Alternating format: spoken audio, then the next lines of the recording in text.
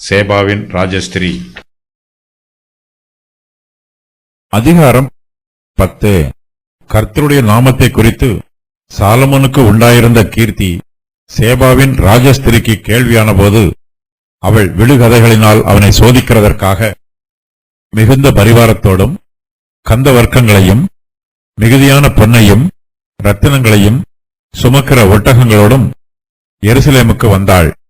அவள் சாலமோனிடத்தில் வந்தபோது தன் மனதில் இருந்த எல்லாவற்றையும் குறித்து அவனிடத்தில் சம்பாஷித்தாள். அப்பொழுது சாலமோன் அவள் கேட்டவைகளையெல்லாம் விடுவித்தான். அவளுக்கு விடுவிக்க கூடாதபடிக்கு ஒன்றாகிலும் ராஜாவுக்கு மறைபொருளாய் இருக்கவில்லை. சேபாவின் ராஜஸ்திரி சாலமோனுடைய சகல ஞானத்தையும், அவன் கட்டின அரமனையையும், அவன் பந்தியின் போஜன பதார்த்தங்களையும், அவன் ஊழியக்காரரின் வீடுகளையும், அவன் உத்தியோகஸ்தரின் வரிசையையும், அவர்கள் வஸ்திரங்களையும், அவனுடைய பான பாத்திரக்காரரையும், அவன் கர்த்தருடைய ஆலயத்துக்குள் பிரவேசிக்கும் நடை மண்டபத்தையும் கண்டபோது அவள் ஆச்சரியத்தால் பிரமை கொண்டு ராஜாவை நோக்கி, உம்முடைய வர்த்தமானங்களையும் உம்முடைய ஞானத்தையும் குறித்து நான் என் தேசத்தில் கேட்ட செய்தி மெய்யாயிற்று. நான் வந்து அதை என் கண்களால் காணுமட்டும் அந்த வார்த்தைகளை நான் நம்பவில்லை. இவைகளில் பாதியாகிலும் எனக்கு அறிவிக்கப்படவில்லை என்று காண்கிறேன். நான் கேள்விப்பட்ட பிரஸ்தாபத்தை பார்க்கிலும் உம்முடைய ஞானமும் செல்வமும் அதிகமாயிருக்கிறது. உம்முடைய ஜனங்கள் பாக்கியவான்கள். எப்போதும் உமக்கு முன்பாக நின்று உம்முடைய ஞானத்தை கேட்கிற உம்முடைய ஊழியக்காரரும் பாக்கியவான்கள்.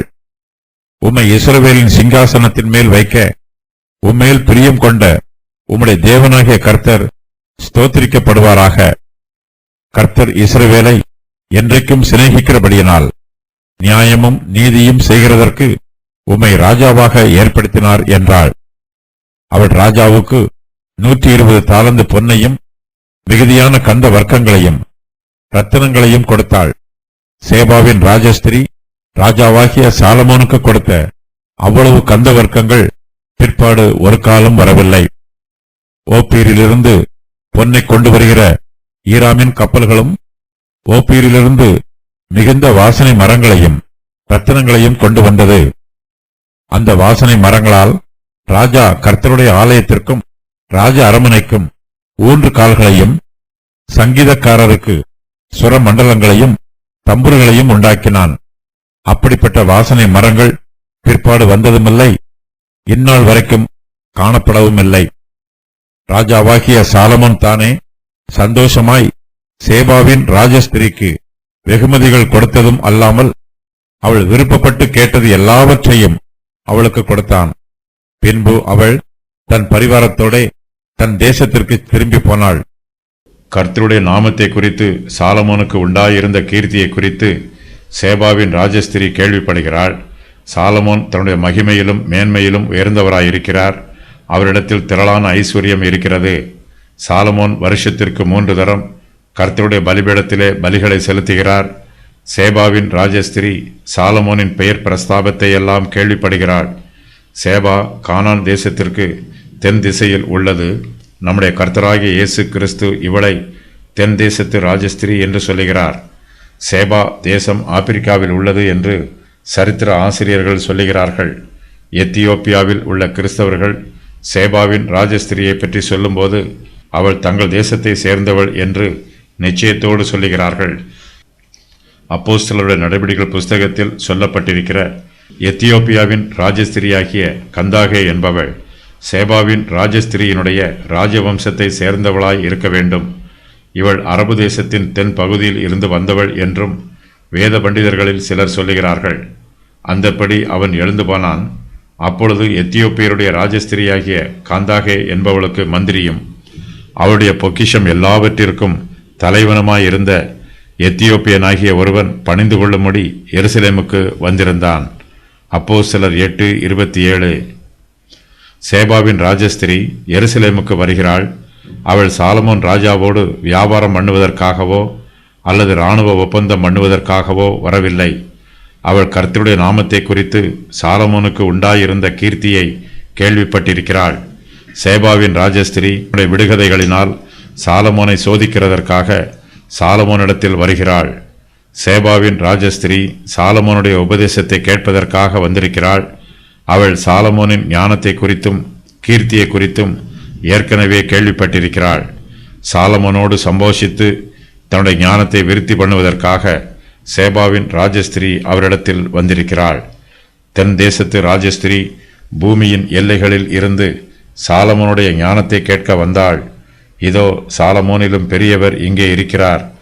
ஆதலால் நியாய தீர்ப்பு நாளிலே அந்த ராஜஸ்திரீ இந்த சந்ததியாரோடு எழுந்து நின்று இவர்கள் மேல் குற்றம் சுமத்துவாள். மத்தேயு 12:42. சாலமோன் சமஸ்த இஸ்ரவேலுக்கும் ராஜாவாய் இருக்கிறார். அவர் தன்னுடைய ராஜாங்க காரியங்கள் அனைத்தையும் சீராகவும் சிறப்பாகவும் நேர்த்தியாகவும் நிர்வாகம் பண்ணுகிறார்.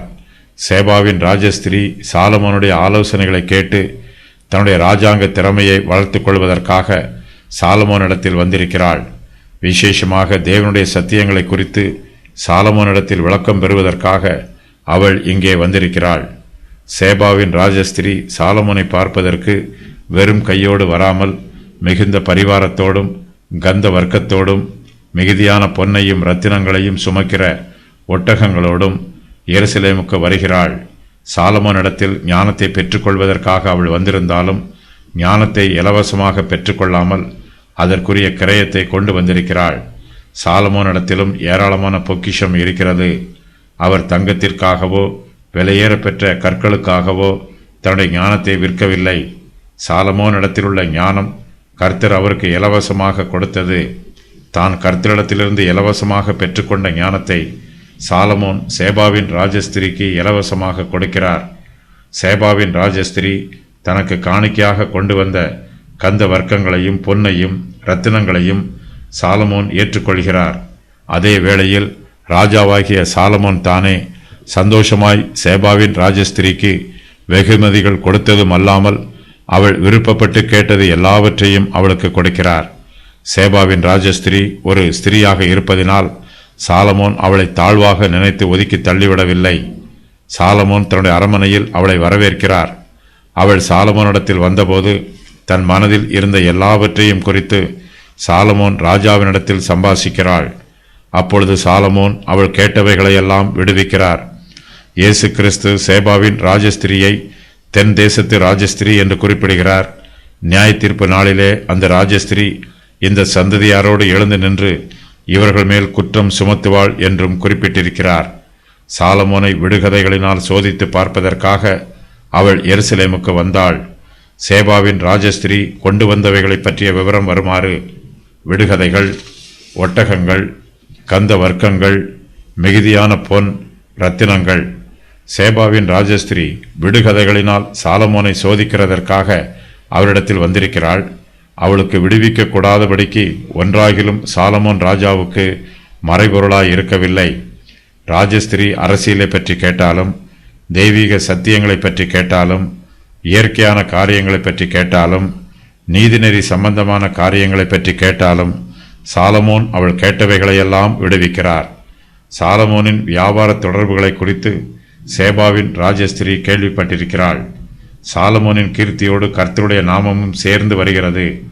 ஏனெனில் இவ்வளவு பெரிய கீர்த்தியை கர்த்தரால் மட்டுமே எந்த ஒரு மனுஷனுக்கும் தர முடியும். சேபாவின் ராஜஸ்திரியை பற்றி 2 விதமான கருத்துக்கள் கூறப்படுகிறது. இவள் தென்கிழக்கு அரேபியாவிலிருந்து வந்தவள் என்று ஒரு கருத்தும், எத்தியோப்பியாவிலிருந்து வந்தாள் என்று மற்றொரு கருத்தும் இவளை பற்றி கூறுகிறார்கள். சேபா கூஷின் பௌத்திரன். இவனுடைய பெயரால் அந்த தேசம் அழைக்கப்பட்டது. இந்த தேசத்து ஸ்திரீகள் ராஜ்யபாரம் பண்ணினார்கள். இயேசு கிறிஸ்து சேபாவின் ராஜஸ்திரியை தென் தேசத்து ராஜஸ்திரி என்று அழைத்திருக்கிறார். ஆகையால் இவள் அரேபியாவிலிருந்து வந்தவள் என்று கூறுவதை விட எத்தியோப்பியாவிலிருந்து வந்தவள் என்று கூறுவது சிறப்பாக இருக்கும். சேபாவின் ராஜஸ்திரியையும் சாலமோனுக்கு உண்டாயிருந்த கீர்த்தியையும் பற்றிய விவரம் வருமாறு: ராஜஸ்திரி சாலமோனுக்கு உண்டாயிருந்த கீர்த்தியை கேள்விப்பட்டாள். விடுகதைகளினால் அவரை சோதிக்கிறதற்காக வந்தாள். தன் மனதில் இருந்த எல்லாவற்றையும் குறித்து அவரிடத்தில் சம்பாஷித்தாள். சாலமோனுடைய சகல ஞானத்தையும் கண்டாள். சாலமோனின் ஞானத்தில் தனக்கு பாதி கூட அறிவிக்கப்படவில்லை என்று கூறினாள். ராஜாவுக்கு வெகுமதிகளை கொடுத்தாள். தன் தேசத்திற்கு திரும்பி போனாள். சாலமோன் சேபாவின் ராஜஸ்திரிக்கு சகல காரியங்களையும் உபதேசம் பண்ணினாலும் இஸ்ரவேலின் மெய்யான தேவனை பற்றியும் தேவனுடைய நியாய பிரமாணத்தை பற்றியும் தேவனை உண்மையாய் ஆராதிப்பது பற்றியும் சாலமோன் அவளுக்கு தெளிவாக உபதேசம் பண்ணுகிறார். சேபாவின் ராஜஸ்திரீ சாலமோனுடைய வர்த்தமானங்களையும் அவருடைய ஞானத்தையும் குறித்து தன்னுடைய தேசத்தில் ஏற்கனவே கேள்விப்பட்டிருக்கிறாள். ராஜஸ்திரீ தன்னுடைய செவிகளால் கேள்விப்பட்டதை இப்போது தன்னுடைய கண்களால் காண்கிறாள்.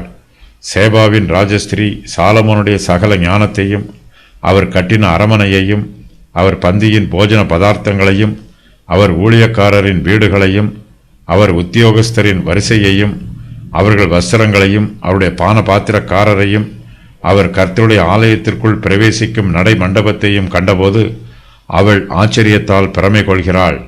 சாலமோனுடைய சகல வர்த்தமானங்களை பற்றியும் இந்த வசன பகுதியில் சொல்லப்பட்டிருக்கிறது. அவற்றில் சாலமோனுடைய ஞானமே இங்கு முதலாவதாக சொல்லப்பட்டிருக்கிறது. அதன் பின்பு கடைசியாக சாலமோன் கர்த்தருடைய ஆலயத்திற்குள் பிரவேசிக்கும் நடை மண்டபத்தை பற்றி சொல்லப்பட்டிருக்கிறது. கடைசியாக சொல்லப்பட்டிருக்கிற காரியமே சாலமோனுடைய வர்த்தமானங்கள் எல்லாவற்றிலும் மிகவும் உன்னதமானதாய் இருக்கிறது. ஆவிக்குரிய காரியமே எல்லா காரியங்களிலும் மேன்மையானது. சேபாவின் ராஜஸ்திரீ சாலமோனுடைய வஸ்திரமானங்களை பற்றி தன் தேசத்தில் ஏற்கனவே கேள்விப்பட்டிருக்கிறாள். இப்போது தான் ஏற்கனவே கேள்விப்பட்டதை தன்னுடைய கண்களால் காண்கிறாள். அவருடைய மனதில் மிகுந்த ஆச்சரியம் உண்டாயிற்று. அவருடைய இருதயத்தில் பிரமை உண்டாயிற்று. சேபாவின் ராஜஸ்திரீ சாலமோன் ராஜாவை நோக்கி, உம்முடைய வர்த்தமானங்களையும் உம்முடைய ஞானத்தையும் குறித்து நான் என் தேசத்திலே கேட்ட செய்தி மெய்யாயிற்று. நான் வந்து அதை என் கண்களால் காணுமட்டும் அந்த வார்த்தைகளை நான் நம்பவில்லை. இவைகளில் பாதியாகிலும் எனக்கு அறிவிக்கப்படவில்லை என்று காண்கிறேன். நான் கேள்விப்பட்ட பிரஸ்தாபத்தை பார்க்கிலும் உம்முடைய ஞானமும் செல்வமும் அதிகமாயிருக்கிறது என்று சொல்லுகிறாள். சாலமோனின் ராஜசபையிலே சேபாவின் ராஜஸ்திரீ கண்ட அனைத்தையும் இரண்டே வார்த்தைகளினால், அதாவது ஞானமும் செல்வமும் என்று கூறி முடித்து விடுகிறாள். சேபாவின் ராஜஸ்திரீ தூரதேசத்திலிருந்து எருசலேமுக்கு வந்திருக்கிறாள். அவள் நீண்ட தூரம் பிரயாணம் பண்ணியதற்காக வருத்தப்படவில்லை. தன்னுடைய பிரயாணம் வீணாய் போயிற்று என்று நினைத்து வேதனைப்படவில்லை. தான் மதியீனமாக இந்த பிரயாணத்தை மேற்கொண்டதாக நினைத்து அவள் கலக்கமடையவில்லை. சாலமோனுடைய வர்த்தமானங்களை பார்ப்பதற்கு தனக்கு கிடைத்த வாய்ப்புக்காக சேபாவின் ராஜஸ்திரீ மிகவும் சந்தோஷப்படுகிறாள். ராஜஸ்திரீ ஏற்கனவே சாலமோனுடைய வர்த்தமானங்களையும் அவருடைய ஞானத்தையும் குறித்து தன்னுடைய தேசத்தில் கேள்விப்பட்டிருக்கிறாள். ஆனால் இவற்றை ராஜஸ்திரீக்கு அறிவித்தவர்கள் சாலமோனுடைய வர்த்தமானங்களிலும் அவருடைய ஞானத்திலும் பாதியை கூட அவளுக்கு அறிவிக்கவில்லை. சேபாவின் ராஜஸ்திரீ எருசலேமுக்கு வந்து சாலமோனுடைய வர்த்தமானங்களை நேரிலே பார்த்தபோதுதான் அவருடைய மனதிலே மீதியும் அறிவிக்கப்படுகிறது. சேபாவின் ராஜஸ்திரீ சாலமோனின் வர்த்தமானங்களையெல்லாம் பார்த்து, நான் கேள்விப்பட்ட பிரஸ்தாபத்தை பார்க்கிலும் உம்முடைய ஞானமும் செல்வமும் அதிகமாய் இருக்கிறது என்று சொல்லுகிறாள். விசுவாசிகளாகிய நாம் கர்த்தருடைய கிருபையினால் அவரோடு ஐக்கியமாய் இருக்கிறோம். கர்த்தரை பற்றிய சத்தியங்கள் நமக்கு ஓரளவு வெளிப்படுத்தப்பட்டிருக்கிறது. நாம் கர்த்தரை பற்றி அறிந்து கொள்ள வேண்டிய சத்தியங்கள் இன்னும் ஏராளமாய் இருக்கிறது. நாம் ஏற்கனவே தெரிந்து கொண்டதை விட இன்னும் தெரிந்து கொள்ள வேண்டியது மிகவும் அதிகம். கர்த்தருடைய ஊழியக்காரர்கள் நமக்கு இயேசு கிறிஸ்துவின் மகிமையை பற்றி எவ்வளவுதான் உபதேசம் பண்ணினாலும் அவர்களால் கிறிஸ்துவின் மகிமையை நமக்கு பூரணமாக சொல்ல முடியாது. நாம் கர்த்தராகிய இயேசு கிறிஸ்துவை முகமுகமாய் தரிசிக்கும் போது நாம் கிறிஸ்துவின் பூரண மகிமையை காண்போம். எழுதியிருக்கிறபடி தேவன் தம்மில் அன்பு கூறுகிறவர்களுக்கு ஆயத்தம் பண்ணினவைகளை கண் காணவும் இல்லை, காது கேட்கவும் இல்லை, அவைகள் மனுஷனுடைய இருதயத்தில் தோன்றவும் இல்லை. 1 கொரிந்தியர் 2:9. சாலமோனுடைய அரமனையிலே ஏராளமான ஊழியக்காரர்கள் இருக்கிறார்கள்.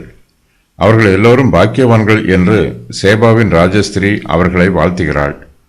சேபாவின் ராஜஸ்திரீ சாலமோனை நோக்கி, உம்முடைய ஜனங்கள் பாக்கியவான்கள், எப்போதும் உமக்கு முன்பாக நின்று உம்முடைய ஞானத்தை கேட்கிற உம்முடைய ஊழியக்காரரும் பாக்கியவான்கள் என்று சொல்லுகிறாள். அவர்கள் எல்லோரும் சாலமோனுடைய ஞானத்தை கேட்டு தங்களுடைய ஞானத்தை விருத்தி பண்ணிக் கொள்வார்கள். சாலமோனிடத்தில் விசேஷித்த ஞானம் இருந்தாலும் இந்த ஞானம் அவருடைய சுய ஞானம் அல்ல என்பதையும், இது கர்த்தர் அவருக்கு கொடுத்திருக்கிற விசேஷித்த ஞானம் என்பதையும் சேபாவின் ராஜஸ்திரீ அறிந்து கொள்கிறாள். அதற்காக அவள் கர்த்தரை ஸ்தோத்திரம் பண்ணுகிறாள். சேபாவின் ராஜஸ்திரீ சாலமோனை நோக்கி, உம்மை இஸ்ரவேலின் சிங்காசனத்தின் மேல் வைக்க உன்மேல் பிரியம் கொண்ட உம்முடைய தேவனாகிய கர்த்தர் ஸ்தோத்திரிக்கப்படுவாராக. கர்த்தர் இஸ்ரவேலை என்றைக்கும் சிநேகிக்கிறபடியினால் நியாயமும் நீதியும் செய்கிறதற்கு உம்மை ராஜாவாக ஏற்படுத்தினார் என்று சொல்லுகிறாள். சேபாவின் ராஜஸ்திரீ சாலமோன் ராஜாவை விடுகதைகளினால் சோதிக்க வந்தாள். சாலமோன் ராஜாவும் அவள் தன்னிடத்தில் கேட்டவைகளையெல்லாம் விடுவிக்கிறார். ராஜஸ்திரீ இஸ்ரவேல் ஜனத்தாரையும் சாலமோனுடைய ஊழியக்காரரையும் வாழ்த்துகிறாள். இஸ்ரவேலின் தேவனாகிய கர்த்தரை துதிக்கிறாள். இப்போது அவள் எருசலேமிலிருந்து தன்னுடைய சொந்த தேசத்திற்கு திரும்பி போக ஆயத்தமாகிறாள். சேபாவின் ராஜஸ்திரீ சாலமோனை பார்க்க எருசலேமுக்கு வந்தபோது மிகுந்த பரிவாரத்தோடும் கந்த வர்க்கங்களையும் மிகுதியான பொன்னையும் ரத்தினங்களையும் சுமக்கிற ஒட்டகங்களோடும் வந்தாள். ராஜஸ்திரீ தான் கொண்டு வந்த பொருட்களை ராஜாவுக்கு வெகுமதியாக கொடுக்கிறாள். சேபாவின் ராஜஸ்திரீ சாலமோன் ராஜாவுக்கு 120 தாலந்து பொன்னையும் மிகுதியான கந்த வர்க்கங்களையும் ரத்தினங்களையும் கொடுக்கிறாள்.